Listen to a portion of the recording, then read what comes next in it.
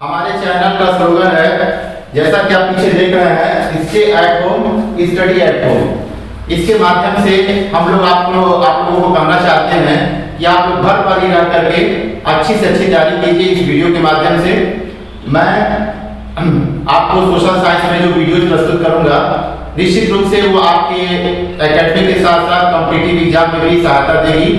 Competitive exam इसलिए मैं कह रहा हूँ क्योंकि मैं खुद कॉम्पिटिटिव एग्जाम की तैयारी कर चुका हूँ।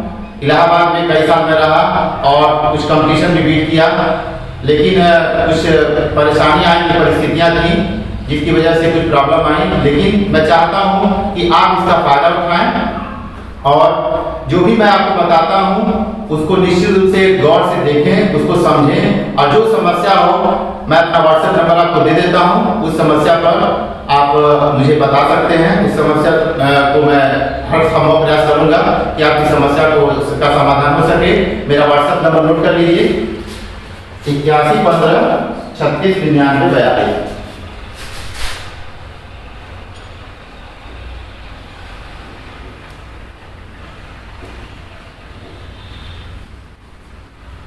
फिर से लिख दें,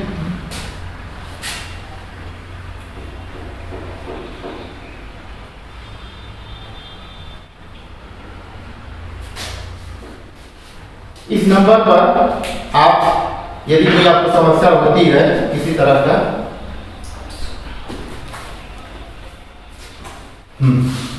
तो ये मेरा व्हाट्सएप नंबर है 81 15 36 99 42। इस नंबर पर आप किसी भी तरह की कोई भी समस्या हो तो आप मुझसे संपर्क कर सकते हैं। तो पिछली वीडियो में भी मैंने बता दिया था कि आप लोग के लिए हम लोगों ने कुछ सोच रखा है। हमारे मैनेजर साहब ने पब्लिक कर दिया है, कुछ वीडियो उनके जा चुके हैं। अब धीरे धीरे हम सभी लोगों की वीडियोस आपके पास जाएंगे। बस एक ही चीज की आवश्यकता है, आपके एकाग्र होकर के मन लगाकर पढ़ने की। और यही सबसे बड़ी समस्या है हमारे बच्चों में, जो बैठ करके पढ़ना नहीं चाहते हैं। और अगर आप पढ़ेंगे तो निश्चित रूप से आपको फायदा मिलेगा। और अभिभावक बंधुओं से मैं एक बार फिर अपील करना चाहता हूँ, फिर से कहना चाहता हूँ कि अपने बच्चों को समझाएं और भविष्य के बारे में बताएं कि अगर पढ़ेंगे नहीं तो क्या करेंगे, इस समय में नहीं पढ़ेंगे तो क्या करेंगे। और पढ़ना तो पढ़ेगा ही, चाहे जैसे भी हो, क्योंकि इसका कोई विकल्प भी नहीं मिलता है। इसलिए बहुत ज्यादा समय आपका नहीं लूंगा, बस इतना ही कहना चाहूंगा। जो भी कहना था मैं कह चुका हूँ। बस मन से पढ़िए, मेहनत से पढ़िए और अपने माता पिता को ध्यान में रखकर पढ़िए कि आपके माता पिता ने आपके लिए क्या सोच रखा है, क्या सोच रहे हैं कि हमारा बच्चा क्या बनेगा, क्या पढ़ेगा, क्या पढ़ेगा, जो भी करेगा। तो जो भी करना हो अपने माता पिता को ध्यान में सोच लीजिए कि उनका कुछ सपना होगा, आपसे कुछ उम्मीदें होंगी। तो निश्चित रूप से मैं चाहूंगा कि आप उनके सपनों को साकार कीजिए। और इस वीडियो में आपको एक भी पैसा खर्च नहीं करना है, किसी भी तरह का आपको व्यय नहीं करना है। आपको बस देखना है और सीखना है, और वो भी कॉपी पेन के साथ। जो भी दिक्कत आएगी आप निश्चित रूप से संपर्क कर सकते हैं, और मैं हर संभव प्रयास करूंगा कि आपकी हर समस्या का समाधान कर सकूं। तो आज हम अपना पहला वीडियो प्रस्तुत करने जा रहे हैं। तो ये कोई चैप्टर तो नहीं है, लेकिन आपके सब्जेक्ट का ही भाग है। जैसे कि किसी चीज का पृष्ठभूमि जानना आपके लिए बहुत ज्यादा जरूरी है। जैसे आप सामाजिक विज्ञान पढ़ते हैं तो सामाजिक विज्ञान में कितने पाठ होते हैं, मानिए इतिहास है, नागरिक शास्त्र है, भूगोल है, अर्थशास्त्र है। तो हम अगर इतिहास पढ़ रहे हैं तो इतिहास हम क्यों पढ़ते हैं, इसकी क्या वजह है, इसका क्या लाभ है, हमारे जीवन में क्या इसकी उपयोगिता है। जैसा कि आप जानते हैं कि कोई भी सब्जेक्ट जो पढ़ाया जाता है, चाहे गणित हो, चाहे इंग्लिश हो, चाहे कोई भी सब्जेक्ट हो, हर विषय का अपना एक महत्व होता है।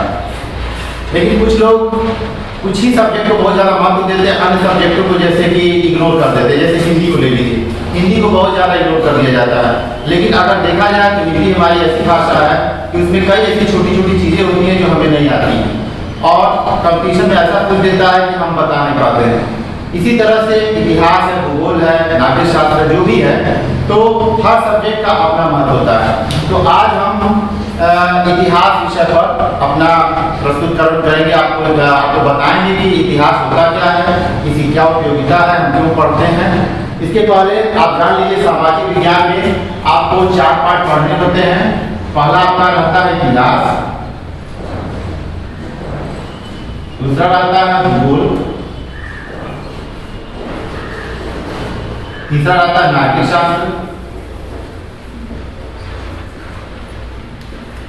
और अर्थशास्त्र। तो मेरे जो वीडियोस पहुंचेंगे आपके पास वो इतिहास के और नागरिक शास्त्र के होंगे, और भूगोल और अर्थशास्त्र के वीडियो जो है हमारे दूसरे अध्यापक बंधु जो है वो अपना बनाएंगे और आपको प्रस्तुत करेंगे। तो आज हम लोग शुरू करते हैं इतिहास के बारे में।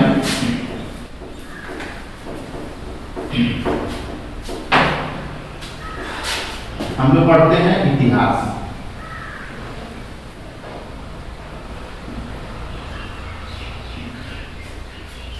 तो इतिहास के बारे में हम ये जानेंगे कि इतिहास हम क्यों पढ़ते हैं, क्या वजह है, क्या उपयोगिता है, और इसको हिस्ट्री भी कहते हैं, इंग्लिश में हिस्ट्री बोलते हैं, ये भी जान लीजिए।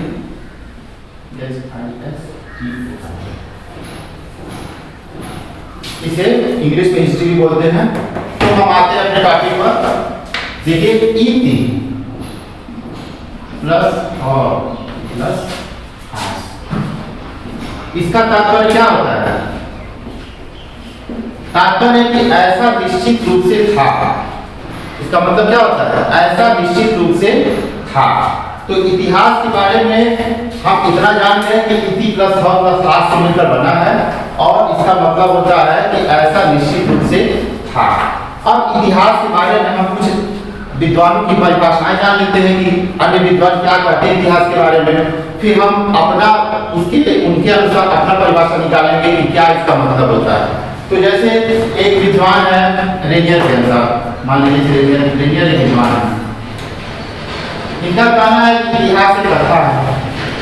देखिए जिसका जो वक्तव्य होता है वो अपने अनुसार देता है, हर चीज का अपना, ये कोई किसी का गलत किसी का सही नहीं होता है, सबका अपना अपना वक्तव्य होता है। उसी तरह से रेनियर महोदय जब कह रहे हैं कि इतिहास एक कथा है,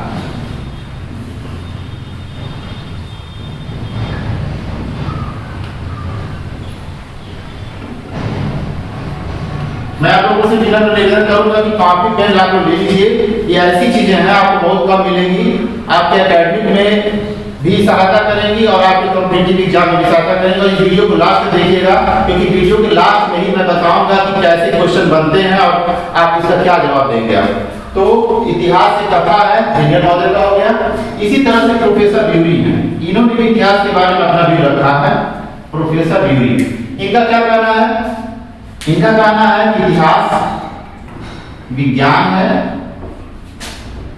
इतिहास विज्ञान है, न कम न ज्यादा। ये आपका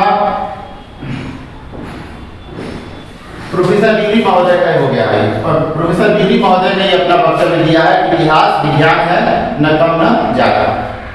इसी तरह से कालीपुर महोदय हैं, और भी बहुत सारे लोग हैं, मैं बहुत सारे लोग करने देना चाहूंगा, लेकिन कुछ खास थी जिनको मैं बता दिया हूं। तो इनकी परिभाषाओं के आधार पर अगर हम बनाएं तो हम क्या कर सकते हैं कि इतिहास सीमित स्रोतों के आधार पर आधुनिक सोच के माध्यम से अतीत की घटनाओं को समझने का एक प्रयास है। हम इसको छोटे शब्दों में कह सकते हैं, एक से दो लाइन में कह सकते हैं कि इतिहास सीमित स्रोतों के आधार पर आधुनिक सोच के माध्यम से अतीत को समझने का एक प्रयास है। अब हम इतिहास को तो जानते हैं कि इतिहास क्या होता है। अब आगे बढ़ते हैं कि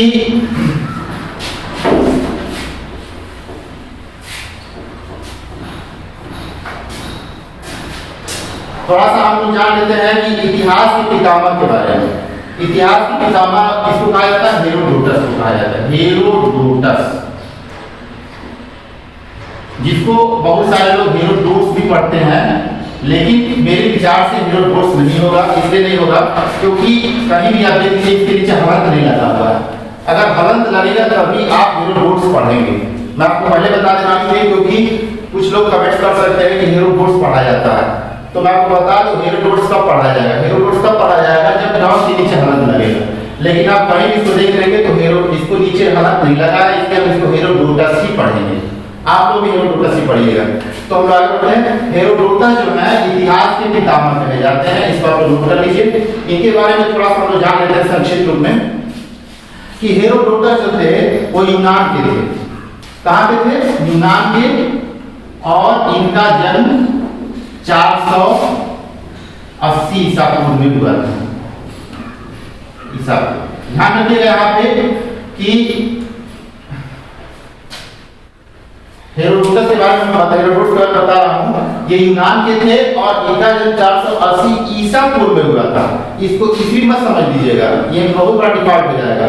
ईसा पूर्व और ईस्वी में अंतर होता है। ईसा मसीह के जन्म के पहले ईसा हो गया और ईसा पूर्व, और ईसा उनके बाद में होता है तो ईस्वी हो जाता है। तो 480 ईसा पूर्व हेरोडोटस का आपका मतलब ये समय मिलता है इनका जो है। और इन्होंने इनकी पुस्तक हिस्टोरिका मिलती है। हिस्टोरिका हेरोडोटस की पुस्तक मिलती है हिस्टोरिका। और आपको एक बात और मैं बता दूं कि हेरोडोटस ने सबसे पहले इतिहास के लिए हिस्ट्री शब्द का प्रयोग किया। एक चीज यहाँ पे नोट कर लीजिए, इतिहास के लिए हिस्ट्री या चाहिए हिस्ट्री शब्द का प्रयोग सबसे पहले किसने किया था? सबसे पहले हेरोडोटस ने किया था। हेरोडोटस ने किया था। इतिहास के लिए हिस्ट्री शब्द का प्रयोग सबसे पहले हेरोडोटस ने किया था। तो हमने जान लिया कि हेरोडोटस कहाँ के थे? यूनान के थे। 480 ईसा पूर्व में इनका जन्म हुआ था। ये हिस्टोरिका नामक बुक लिखे हैं। इनकी बुक का नाम है, देखिए पुस्तक मैं लिख दे रहा हूँ, कंफ्यूज न होइएगा। पुस्तक इनका हिस्टोरिका था। और इतिहास के लिए हिस्ट्री शब्द का प्रयोग अगर आपसे कंपटीशन में कुछ भी देता है तो आप कहेंगे हेरोडोटस ने किया था। तो हेरोडोटस के बारे में, हेरोडोटस ने अपने वक्तव्य में कहा था कि मेरे द्वारा ज्ञात जितने भी देश हैं उनमें सबसे ज्यादा जनसंख्या भारत की है। ये भी आपको याद रखिएगा कि किसने कहा था। ये पूछ सकता है कंपटीशन में कि हमारे द्वारा ज्ञात देशों में सबसे ज्यादा जनसंख्या भारत की है, तो आप बता देंगे हेरोडोटस का। तो हेरोडोटस के बारे में हम लोगों ने इतनी जानकारी कर ली। ठीक, अब आगे बढ़ते हैं। हमारा देश क्या है? भारतवर्ष है। ठीक है, तो भारत में भी हम कुछ आपको बताना चाहेंगे।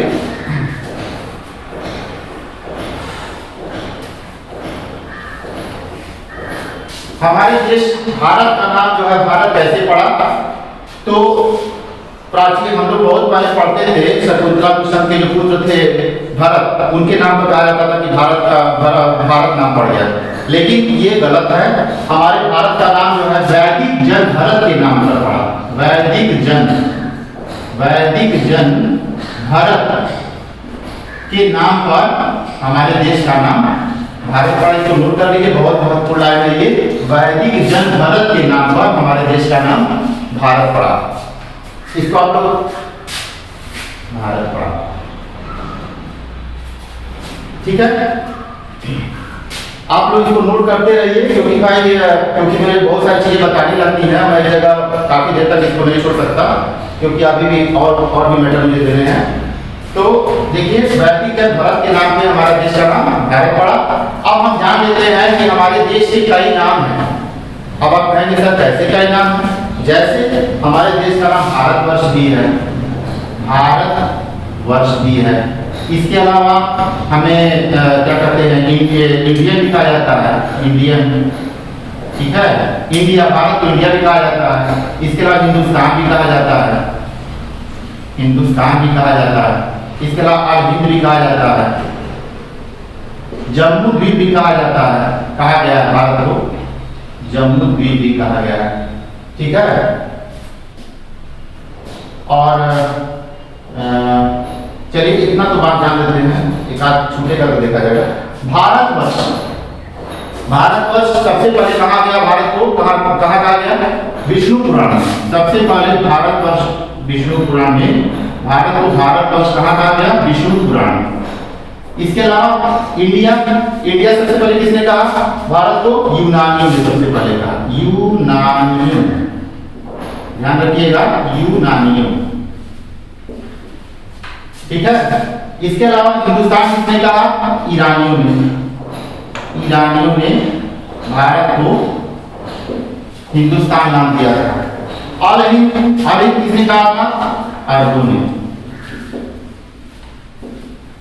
अच्छा, जम्मू द्वीप कहाँ कहा गया है? बौद्ध ग्रंथों में।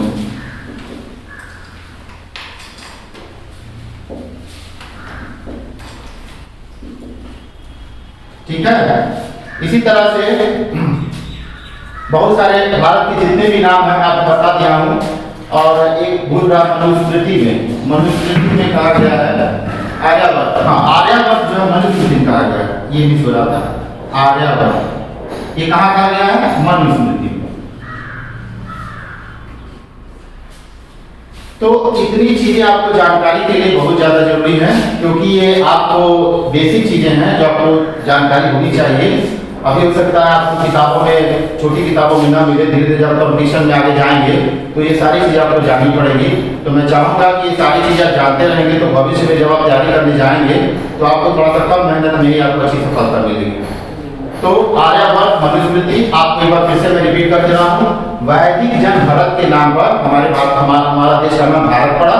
भारतवर्ष कहाँ कहा गया? सबसे पहले विष्णु पुराण में कहा गया है। इंडिया सबसे पहले किसने कहा? यूनानियों ने कहा। हिंदुस्तान किसने कहा? ईरानियों ने कहा। और हिंद किसने कहा? अरबों ने कहा। जम्मू द्वीप कहा गया बौद्ध ग्रंथों में। आर्यभट्ट कहा गया है मनुस्मृति में। चलिए,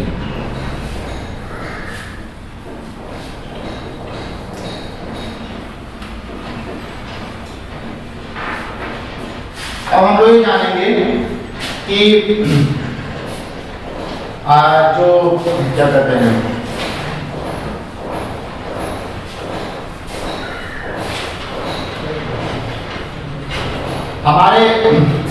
हमारा देश जो भारत, जैसे कि ये हमारा भारतवर्ष को प्रायद्वीप कहते हैं। आपको पता ही नहीं, आपको जानकारी होगा कि हमारे देश को प्रायद्वीप कहते हैं। प्रायद्वीप से कहते हैं क्योंकि 3 ओर से समुद्र से घिरा हुआ है। 3 ओर से समुद्र से कैसे घिरा है? इधर आपका अरब सागर है, इधर आपका हिंद महासागर है, इधर आपका बंगाल की खाड़ी है। 3 तरफ से हमारा समुद्र से भारत घिरा हुआ है। इस वजह से इसे प्रायद्वीप की भी संज्ञा दी जाती है। तो यहाँ पर मैं आपको बता देना चाहता हूँ कि इनके पुराने नाम क्या थे। जैसे अरब सागर है, ये अरब सागर, ये आप जानना चाहेंगे कि अरब सागर तो सभी लोग जानते हैं, लेकिन इसका पुराना नाम क्या था? बंगाल की खाड़ी सभी लोग जानते हैं, इसका पुराना नाम क्या था? यह आपका हिंद महासागर। तो इसको आप नोट कर लीजिए। अरब सागर जो अरब सागर का प्राचीन नाम क्या था? रत्नाकर। बंगाल की खाड़ी का क्या नाम था? महोदधी। और हिंद महासागर का दरिया है हरगंद, दरिया ए हरगंद। ये आपका हिंद महासागर का प्राचीन नाम। ये तीनों बहुत अच्छी चीजें हैं, आपको बहुत कम मिलेंगी। हिंद महासागर को अरब सागर को प्राचीन काल में क्या कहता था? इसका नाम था रत्नाकर। बंगाल की खाड़ी का महोदधी नाम था और हिंद महासागर का दरिया है। तो हम लोग इतनी चीजें जान गए। अब हम लोग ये जानेंगे कि इतिहास की उपयोगिता क्या है। हम इतिहास पढ़ते क्यों हैं? उपयोगिता।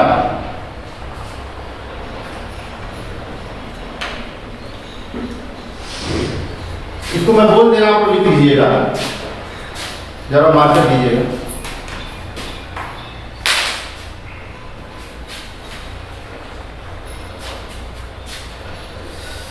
उपयोगिता हम लोग देख रहे हैं, हम लोग इसकी उपयोगिता पढ़ते हैं। क्या है इसकी उपयोगिता?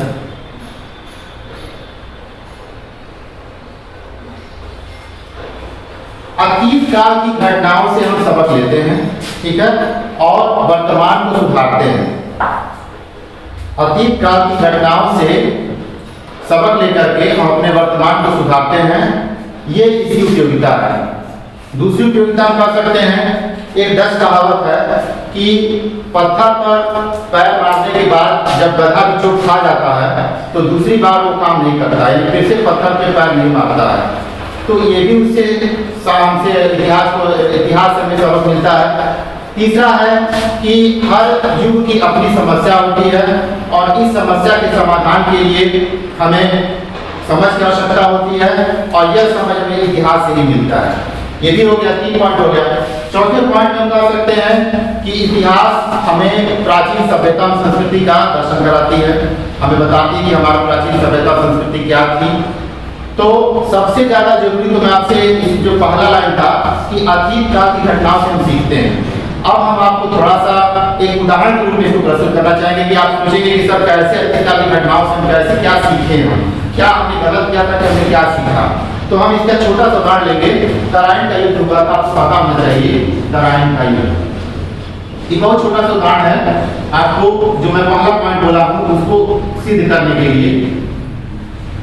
हमारे भारतीय इतिहास में तराइन का युद्ध आप जानते ही हैं कि 1191 ईस्वी में और 1192 ईस्वी में 2 बार हुआ था लगातार, और हुआ था किसके बीच? पृथ्वीराज चौहान और मोहम्मद घोरी के बीच। ये भी नोट कर लीजिए, बहुत आपके एग्जाम के लिए जरूरी है। पृथ्वीराज चौहान और मोहम्मद घोरी के बीच, और ये भी युद्ध इन्हीं के बीच हुआ है। अब मैं आपको इसका उदाहरण क्यों ले रहा हूँ? इसलिए क्योंकि हम इतिहास से क्या सीख सकते हैं, इसलिए हम इसका उदाहरण ले रहे हैं। तो देखिए, जो तराइन का पहला युद्ध था पृथ्वीराज चौहान मोहम्मद घोरी के बीच जो है, तो जो तुर्क होते थे उनका हर तरह से ये सोचता था कि साम दाम दंड में जैसे भी हमको युद्ध जीतना ही जीतना है, चाहे जैसे भी हम जीत जाए। लेकिन जो क्षत्रिय थे, जो ठाकुर होते थे, उनका ये निश्चित रूप से प्रण किए रहते थे कि हम भगोड़ों पर आक्रमण नहीं करते। ये जो भागने लगते हैं, जो पीठ दिखा के भागते हैं, मैं उन पर आक्रमण नहीं करता। तो यही पृथ्वीराज चौहान की सबसे बड़ी भूल थी। जब तराइन का पहला युद्ध हुआ 1191 ईस्वी में पृथ्वीराज चौहान मोहम्मद घोरी के बीच, तो पृथ्वीराज चौहान की विजय हो गई। पृथ्वीराज चौहान बहुत अच्छी तरह से विजय हो गया और मोहम्मद घोरी की पराजय हुई। लेकिन मोहम्मद घोरी जो है पीठ दिखा के भाग खड़ा होगा, और पृथ्वीराज चौहान की सबसे बड़ी भूल यही थी कि उन्होंने उसको पीठ दिखा के भागते हुए छोड़ दिया।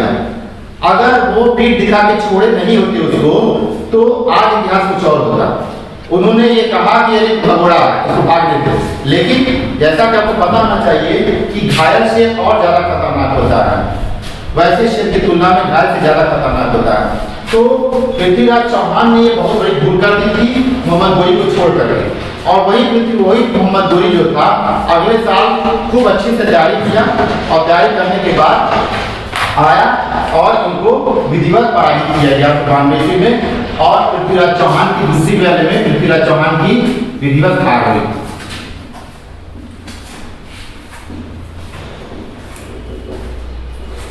दूसरे युद्ध में जो है, सेकेंड युद्ध में पृथ्वीराज चौहान की विधिवत हार हुई और इनको अपने क्षेत्र में ले गया, इनको मार करके इनको खत्म कर दिया। तो हम आपको उदाहरण से दे रहे हैं क्योंकि ये इतिहास है, इससे हम लोग बहुत सारी बातें सीखते हैं। और ये हमें सीखने में आया कि अगर पृथ्वीराज चौहान ने अगर उस समय उसको भगोड़ा समझ करके न छोड़ दिया होता और उसको पकड़ लिया होता और उसी समय उसका खात्मा कर दिया होता, तो आज इतिहास में कुछ और हमें देखने को मिलता। तो हम लोगों ने इतिहास की उपयोगिता भी जान ली, इतिहास क्या होता है ये भी जान लिया हमने, और हमारे प्रायद्वीप क्यों कहते हैं ये भी हमने जान लिया कि प्रायद्वीप किससे कहते हैं, जो कि तीनों से समुद्र से घिरा है। और जो तीनों है आपके, इधर आपका अरब सागर, इधर आपका हिंद महासागर, इधर आपका बंगाल की खाड़ी, तीनों का हमने नाम भी जान लिया कि इसका क्या क्या नाम था। और हमने आपसे पहले बताया कि इसकी क्या उपयोगिता है, ये भी हमने आपको बता दिया। एक बार और रिपीट कर दे रहा है कि भारतीय सभ्यता और संस्कृति का हमें परिचय कराता है। इसके अलावा जो अतीत में गलतियां हो चुकी हैं उसको वर्तमान में सुधार करने का मौका देता है। और दस कहावत हमने सुना ही दिया, एक बार पत्थर पे पैर मारने के बाद अगर गधा भी पैर मार देता है तो निश्चित रूप से वो सीख लेता है, फिर वो गलती नहीं करता है। इस तरह से इतिहास से हमें बहुत कुछ सीख मिलता है। इसीलिए हमें इतिहास पढ़ने के लिए कहा जाता है कि हम सीखें, हम जाने कि हमारे प्राचीन काल में क्या हुआ, कौन कौन से लोग आए, कौन कौन से वंश थे, क्या क्या हुआ, किस किस तरह रामायण महाभारत ये सब अगर नहीं रहता तो हम लोग कैसे जानते हैं। अच्छा, अब हम लोग थोड़ा सा आगे बढ़ते हैं, थोड़ा सा काल के बारे में जानते हैं। काल मतलब कि वैसे तो इतिहास को देखा जाए तो इतिहास के 3 भाग हैं। इतिहास के 3 भाग हैं, प्राचीन, प्राचीन कालीन इतिहास, प्राचीन कालीन इतिहास, मध्यकालीन इतिहास और आपका आधुनिक कालीन इतिहास, 3 है।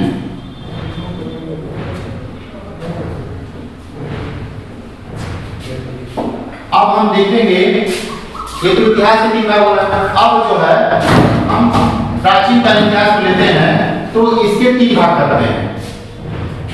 कौन कौन से? प्रागैतिहासिक, प्रागैतिहासिक, आद्य ऐतिहासिक और ऐतिहासिक। प्रागैतिहासिक, आद्य ऐतिहासिक और ऐतिहासिक। हम प्राचीन कालीन इतिहास को 3 भागों में बांटते हैं। अब हम थोड़ा सा डिफरेंस करना चाहेंगे, आपको बताना चाहेंगे कि इन तीनों में डिफरेंस क्या है, डिफरेंस बिटवीन ये प्रागैतिहासिक काल, आद्यऐतिहासिक काल, ऐतिहासिक काल। तो हम प्रागैतिहासिक काल से शुरू करते हैं। प्रागैतिहासिक काल का मतलब होता था कि उस समय मानव जो है असभ्य था, बर्बर था, पढ़ा लिखा नहीं था। तो स्वाभाविक सी बात है कि जब आदमी पढ़ा लिखा नहीं रहेगा, असभ्य रहेगा, बर्बर रहेगा, तो निश्चित रूप से वो कोई साक्ष्य छोड़ के नहीं जाएगा। भाई साक्ष्य वही छोड़ेगा जो पढ़ा लिखा होगा। तो व्यक्ति तभी अपना साक्ष्य छोड़ेगा जब पढ़ा लिखा होगा। तो उस समय का मानव बर्बर था, पढ़ा लिखा नहीं था, उसके अंदर क्षमता नहीं थी, तो मतलब कुछ नहीं किया, उसका कोई साक्ष्य भी नहीं मिलता है। ठीक है। आज ऐतिहासिक काल में आइए। आज ऐतिहासिक काल का मतलब ये है कि उस समय आदमी थोड़ा सा समझदार हो गया, पढ़ लिख लिया, लेकिन जो भी साक्ष्य छोड़ा है उसको पढ़ा नहीं गया है। ठीक। और ऐतिहासिक काल का मतलब होता है कि व्यक्ति जो है पढ़ लिख लिया, समझदार हो गया और अपना इतिहास छोड़ भी गया है, उसको ऐतिहासिक काल कहते हैं। ऐतिहासिक काल का मतलब हो गया कि ऐतिहासिक काल का मतलब हो गया कि जिसका लिखित प्रमाण मिले, जिसका इतिहास में लिखित रूप से प्रमाण मिलना शुरू हो जाए, उसी को ऐतिहासिक काल कहते हैं। तो हम आपको ये भी बता दिए कि ऐतिहासिक एक छोटा सा बता दूंगा उदाहरण, जैसे आप जानना चाहेंगे आपके वैदिक काल हो गया, सिंधुघाटी सभ्यता हो गया, आपका आज ऐतिहासिक काल में आ जाएगा। तो हम अपनी वीडियो को यहीं समाप्त करते हैं और अपनी अगली वीडियो में एक नए चैप्टर के साथ प्रस्तुत करेंगे। और मैं चाहूँगा कि निश्चित रूप से आप हमें कमेंट कीजिए कि आपको मेरा वीडियो कैसा लगा। फिलहाल जितना भी मुझे जानकारी थी, जो भी था, मैंने बढ़िया से बढ़िया समझाया है। अगर आपको कोई दिक्कत होती है तो मैंने आपको अपना व्हाट्सएप नंबर दे दिया है, आप उसको संपर्क करके अपनी समस्या का समाधान कर सकते हैं। धन्यवाद।